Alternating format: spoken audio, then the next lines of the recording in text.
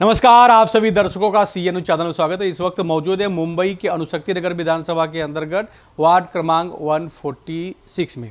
अब 146 की हमने एक क्लिप दिखाया था कि कौन कौन से उम्मीदवार किस किस पार्टी से यहाँ पर इच्छुक हैं, कौन कौन चुनाव लड़ना चाहते हैं और समीकरण जो यहाँ का था मैंने दिखाया। लेकिन अब हम बात करने जा रहे हैं सतीश राजगुरु से, जो वंचित बहुजन आघाड़ी के एक मजबूत नेता और कार्यकर्ता के साथ साथ में मजबूत उम्मीदवार भी हैं।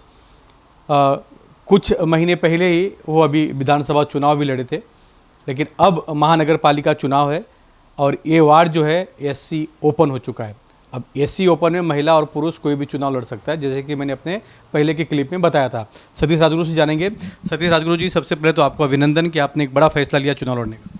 धन्यवाद और आप सभी को नमस्कार।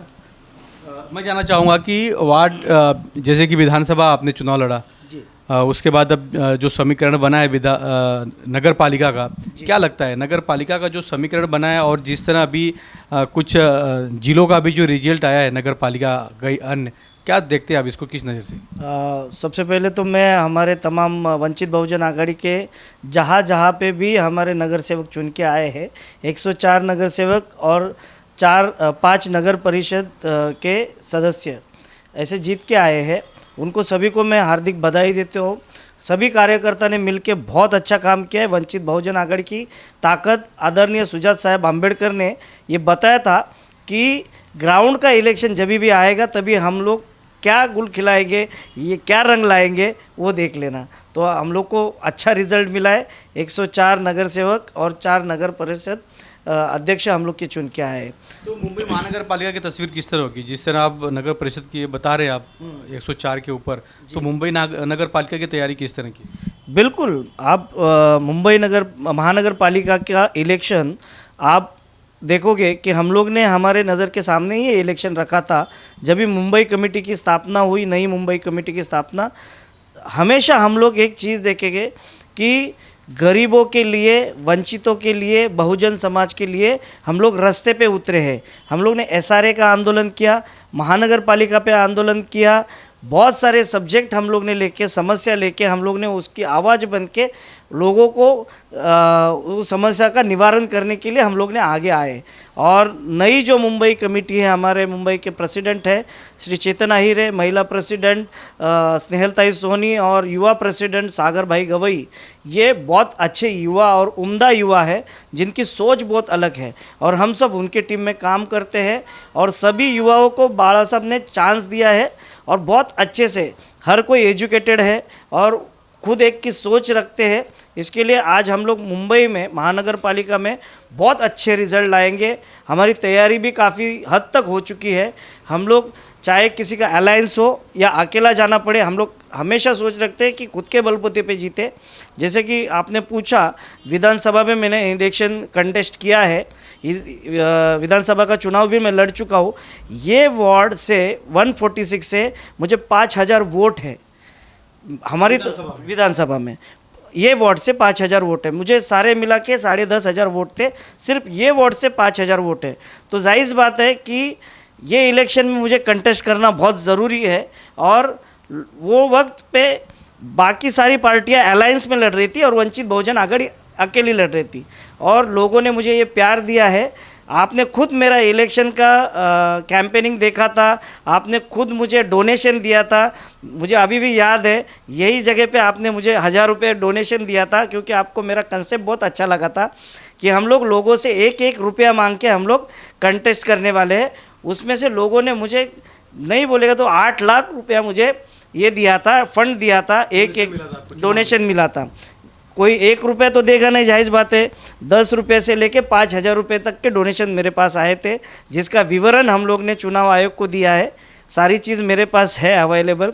इसी के बीच अभी हम लोग चाहते हैं, अभी 5000 वोट तो मेरे फिक्स है, मतलब वंचित बहुजन आघाड़ी के वोट यहाँ पे 5000 फिक्स है। और ये चुनाव में हालांकि हमको 2-2.5 हज़ार की ज़रूरत है। अभी हम लोग चाहते हैं कि लोगों तक पहुंच के वो 2-2.5 हज़ार। ये जो नगर पालिका का जो समीकरण बना है, क्योंकि पहले की जो मौजूदा नगर सेविका समृद्धि खाते शिवसेना उद्धव बालासाहब ठाकरे गुट से भी कई उम्मीदवार किस्मत आजमा रहे हैं। बीजेपी का भी पत्ता क्लियर नहीं हुआ है, कांग्रेस का भी पत्ता क्लियर नहीं हुआ है कि कौन यहाँ पर चुनाव लड़ेगा।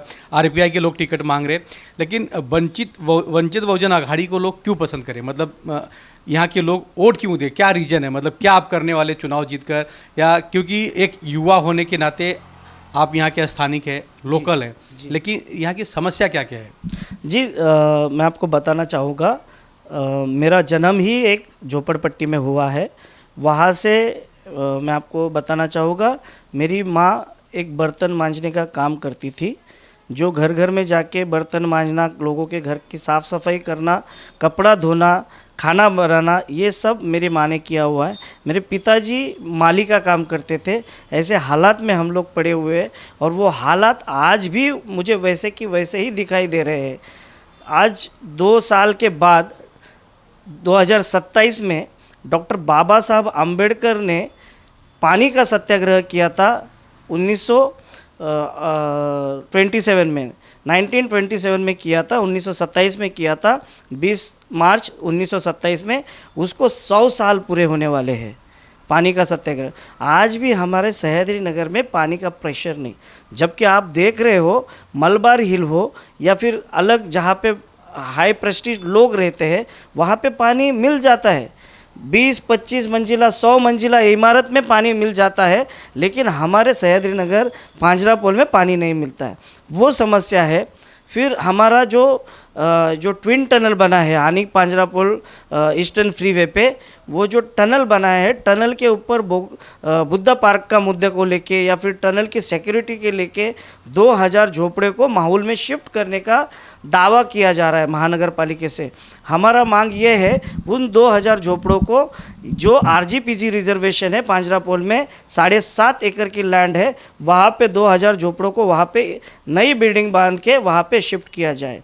तीसरा हमारा मुद्दा है शताब्दी हॉस्पिटल जो प्राइवेटाइजेशन में जा रहा है, उसका प्राइवेटाइजेशन रोक के गवर्नमेंट उसको चलाए और लोगों को अच्छी सुविधाएं दिए, जैसे कि केएम हॉस्पिटल में है, नायर में है, सायन में है, इवन राजावाड़ी में अच्छी सुविधा मिलती है। वो हम चाहते हैं कि शताब्दी हॉस्पिटल में मिले।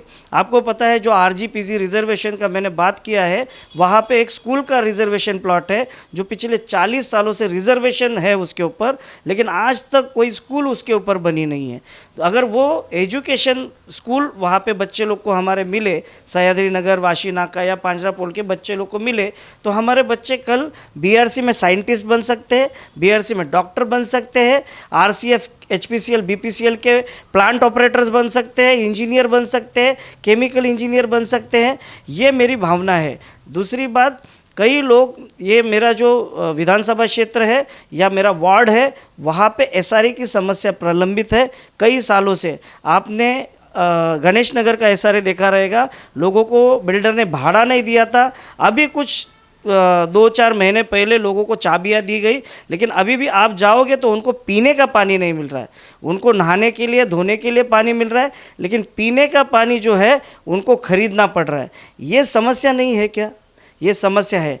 आज भी आप सह्याद्री नगर है, पांजरापोल है, जहाँ पे भी झोपड़पट्टी है, वहाँ पे जाके देखिए, नाली की समस्या है, गटर की समस्या है, पानी की समस्या है, लादी की समस्या है। सह्याद्री नगर आप चढ़ते हो, डोंगर चढ़ते हो, पहाड़ चलते हो, तो आपको देखे रहेंगे कि वहाँ पे आप नहीं चल सकते। अगर किसी पेशेंट को लेके जाना है हॉस्पिटल तो झोली में डाल के लेके जाना पड़ता है। कोई प्रेग्नेंट महिला को लेके जाना पड़ता है तो झोली में डाल के लेके जाना पड़ता है।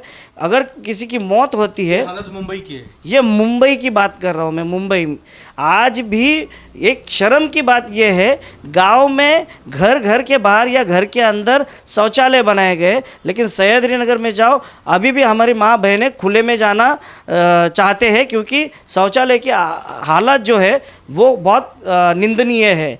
शौचालय के दरवाजे टूटे हैं, शौचालय सिक्योर्ड प्लेस पे नहीं है।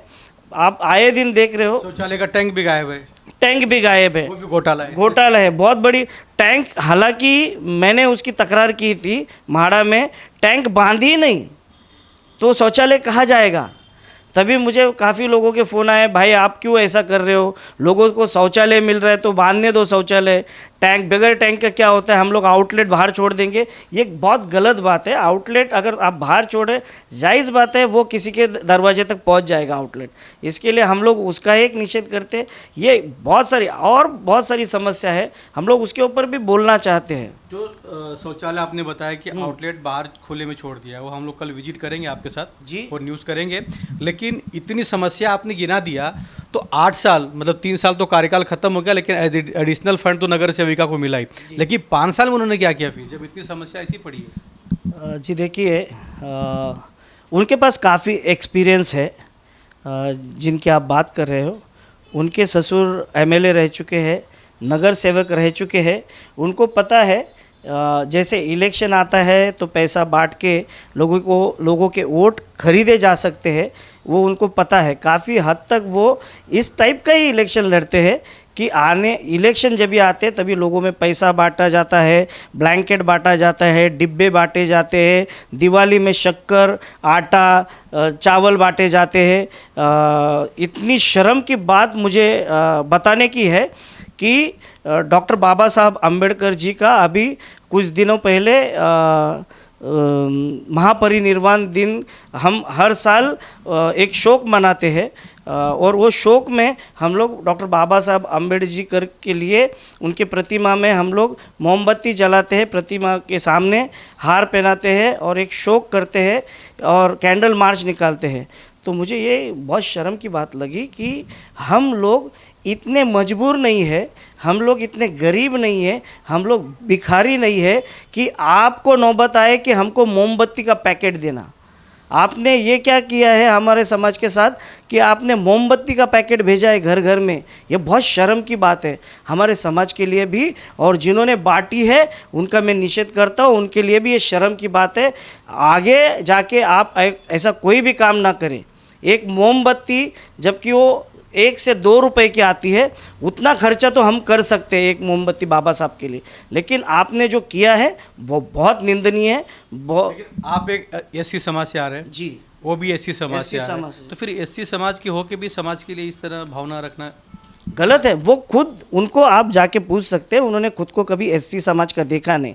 वो उनके भाषण में वो खुद बोलते हैं मुझे दलितों के लिए कुछ करना है, ऐसा बोलते हैं। वो ऐसा बोलते हैं ना, मुझे मेरे समाज के लिए कुछ करना है। अगर वो दलित समाज से आते हैं या एससी समाज से आते हैं तो वो ऐसा बोलना चाहिए कि मुझे मेरे समाज के लिए कुछ करना चाहिए, मुझे मेरे सोसाइटी के लिए कुछ करना चाहिए, ना कि मुझे दलितों के लिए कुछ करना चाहिए। एक सवाल और है, एक प्रावधान मैं जानना चाहता हूँ, क्योंकि जो जीआर है, जीआर के हिसाब से वो अपने मम्मी पापा की एससी कास्ट जो है वो अभी इस चुनाव में मतलब यूज़ करे, पिछले भी इस भी। क्या शादी होने के बाद लड़की का जात धर्म नहीं बदलता है? क्या कास्ट नहीं बदलता है? नहीं, वो तो भारतीय संविधान ने अधिकार दिया है। हम भारतीय संविधान की रिस्पेक्ट करते हैं कि जिस भी बच्ची होती है या फिर माँ बाप के नाम से पहचाना जाता है, और उनकी जो भी है कास्ट, वो शादी के बाद भी वो कास्ट वही माना जाता है। अच्छा, मैं ये जानना चाहूँगा कि अभी इतने कई कैंडिडेट का मैंने जैसे नाम बताया कि ये चुनाव में इच्छुक हैं, उमेश करकेरा, ऐसा कई पार्टी के उम्मीदवारों को बताया, तो क्या लगता है कि इन सभी के बीच में वंचित बहुजन आघाड़ी को बहुमत मिलेगी, जीत मिलेगा? बिल्कुल जीत मिलेगा। लोग जानते हैं, अभी लोगों को पहचान हुई है, उनकी समस्या कौन बोल सकता है, उनकी आवाज़ कौन बन सकता है, हाउस में जाके कौन क्या बात करने वाला है। जैसे मैंने आपको समस्या बता दी, water, meter, gutter, ration, education, employment, health, जो हम लोग की कायम समस्या बनी है, उसके ऊपर हम लोग आवाज़ करते हैं। कुछ दिन पहले हम लोग ने पानी को लेके, शताब्दी के मुद्दे को लेके, झोपड़े के मुद्दे को लेके, SRA को लेके हम लोग ने आंदोलन किया, जहाँ पे पुलिस का लाठीचार्ज भी हुआ, काफ़ी हद तक हमको लगा भी उसमें। तो ये मुद्दे वंचित बहुजन आघाड़ी, हमें एक चीज़ देखा वहाँ पे कि जब आप लोग आंदोलन कर रहे थे, आपको जैसे कि आपके मुंबई अध्यक्ष 4-6 लोगों को पुलिस उठा के ले गई, लेकिन जब तक वंचित बहुजन आघाड़ी के कार्यकर्ता जब तक आप लोग को छोड़े नहीं, तब तक वो रोड से उठे नहीं, और शासन प्रशासन को वापस आप लोग को वहाँ पे लाके सौंपना पड़ा। जी, यही तो बात है। वंचित बहुजन आघाड़ी की क्वालिटी ये है, ये ताकत है वंचित बहुजन आघाड़ी की, कि अगर हम अत्याचार होता है और हम देख रहे हैं कि हमारे ऊपर अत्याचार हो रहा है। हम कतई नहीं सहन करेंगे कि हमारे ऊपर अत्याचार होगा। ये ताकत हमारे महिला कार्यकर्ताओं ने और बाकी के कार्यकर्ताओं ने दिखा दी। जब तक हमारे मुंबई प्रेसिडेंट या मुंबई कमेटी के लोगों को छोड़ते नहीं, तब तक हम लोग ये गाड़ी के सामने से उठेंगे नहीं। डीसीपी साहब को वो आदेश देना पड़ा, इनको छोड़ दो और एम वार्ड में वार्ड ऑफिसर के साथ इनकी बात रखी जाए, नहीं तो फिर कायदा और सुव्यवस्था के तहत वार्ड ऑफिसर को कटघरे में खड़ा करेंगे। ये वंचित बहुजन आघाड़ी की ताकत है। लगता है कि इसमें अब चुनाव जीत कर आप आएंगे और जाते जाते स्थानीय लोगों से क्या अपील करेंगे? 5,000 के जगह पे अभी 8,000 वोट मिले। जी, मैं मेरे तमाम मतदार भाई बहन को एक नम्र निवेदन करता हूँ। आपको कुछ दिन पहले ब्लैंकेट बांटी गई है, कंबल बांटी गई है। वो कंबल आपको इसलिए दिए है कि आप चैन से सो जाओ। आप वो कंबल इसके लिए दिए हैं कि आपका बच्चे का भविष्य, शिक्षा, उसके ऊपर आप सवाल ना उठाए, आप चैन से सो जाओ। आपका घर का सवाल आप ना उठाओ, आप चैन से सो जाओ। आपके आरोग्य के लिए शताब्दी हॉस्पिटल प्राइवेट किया जाए, उसके ऊपर आप सवाल ना उठाओ, आप चैन से सो जाओ। आपको रोजगार नहीं मिलेगा, आपको लाइन में खड़ा किया जाएगा लाडली बहन के तहत, या फिर कोई नई योजना लाई जाएगी उसके तहत आपको लाइन में खड़ा किया जाएगा। आप उसके ऊपर सवाल नहीं खड़े करोगे। इसके लिए चैन से सोने के लिए वो ब्लैंकेट दी गई है।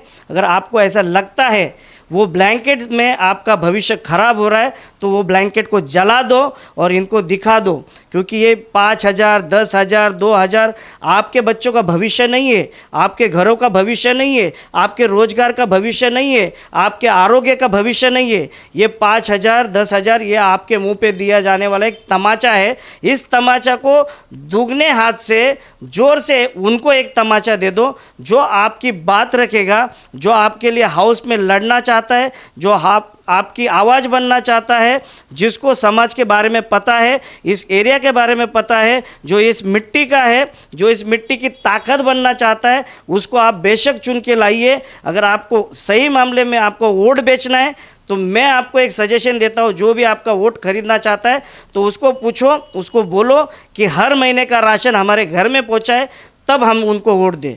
नहीं तो फिर वंचित बहुजन आघाड़ी हमेशा आपके साथ रही है, आपके आगे रही है, आपका आवाज़ बनी है, आपको हमेशा न्याय देने की भाषा करती है, न्याय दिलाने का काम करती है। तो आप बेशक वंचित बहुजन आघाड़ी के साथ खड़े रहिए और वंचित बहुजन आघाड़ी को जिताइए। जी हाँ, हमारे साथ सतीश राजगुरु जी थे। उन्होंने साफ साफ कह दिया कि वंचित बहुजन आघाड़ी के माध्यम से मैं खुद चुनाव जीत कर आऊँगा, और लोगों ने जिस तरह विधानसभा के चुनाव में इन्हें 5,000 से ज़्यादा वोट दिया, तो इस बार नगर पालिका चुनाव में लगभग 8,000 ज़्यादा इन्हें वोट मिलेगा और चुनाव जीत कर आएंगे।